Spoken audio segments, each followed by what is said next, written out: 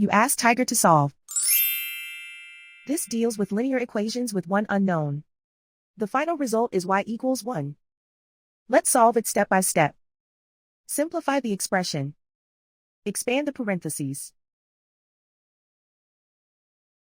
Simplify the arithmetic. Group all constants on the right side of the equation.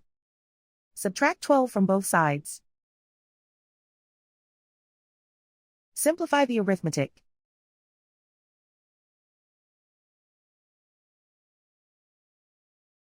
Isolate the y. Divide both sides by 6. Simplify the fraction.